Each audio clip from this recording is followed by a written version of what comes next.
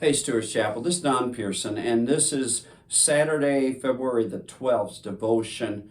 And I thought about yesterday's devotion. And though I had anticipated moving on from broken wolves, I thought maybe it would be helpful to share with you a path. A path of when I, as a Christian, become a broken wolf, when I become a predator. We're going to talk about, actually, we're going to end this series with what happens when I become a predator. But I wanted to deal with it now because I think that and I want to say something to you. I know as many former pastors, people that were former ministers and deacons and leaders that were preyed on, that have also become broken wolves themselves. And I recognize that's a danger with me, and it's a danger for missionaries, it's a danger for those that are in God's leadership. And so I don't know whether these are in order. I don't even know whether I've got them all. I'm just going to share with you what, as I've looked back at my life and the journey in other people's lives, the path that I found these characteristics seem to be there. The scripture is Matthew 7, verse 15. Beware of false prophets who come to you in sheep's clothing, but inwardly they are ravenous wolves. Now, it doesn't talk about broken wolves. I've shared with you that the title Broken Wolves comes from a minister named Joe Carter. And then as I read and listened, I recognized, oh man, I've dealt with this type of wolf, and I know many Christians that have.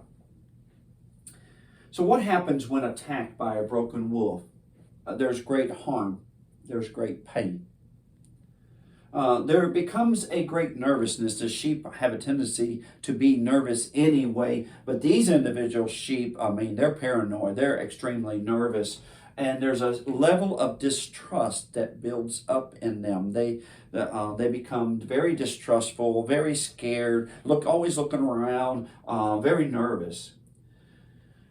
They have a tendency to build great walls of protection around themselves. These walls of protection will also create great isolation because they will now move behind those walls to protect themselves. That's usually a withdrawal from other Christians, or if they are there, their withdrawal from ministry. I've seen that a lot. Individuals be hurt by leadership or decisions that are made, and so they come, but they're distant. They're no longer using their gifts. They're sitting on them. They're basically stuck. Great isolation behind our walls. A great gossip and replays. I use the word replay because I know it's gossip. But these individuals will, when prompted, some individuals don't need any prompting, okay? Some individuals will replay the story over and over again. They don't need any prompting at all.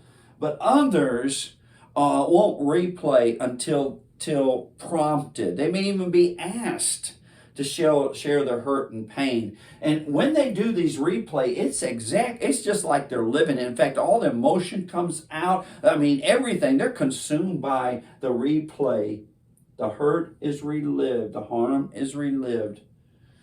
A great lie generates about this time. Now, maybe somewhere else before, but the great lie is, I forgive. I've forgiven them. But it's obvious by their actions, by their heart, by their emotions, when they tell their story, there's no forgiveness. They haven't forgiven. There's a great end to fruitful and fruit-bearing ministry. I've already talked about that. There's a stop. This is what Satan wants. They have stopped producing. They have become a vine that has no fruit. also during this time, if this goes on for a long time, they will talk about what they used to. They're used to Christians. It's all what they used to. It's not because they're old now or in a physical shape where they can't do it now. No, that's all they got to talk about is what they used to. Lastly, not every time, but if they're not careful, they'll become a broken wolf.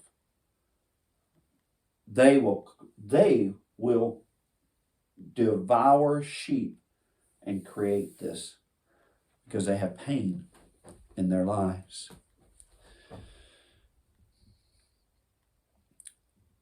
I would, wolves are born.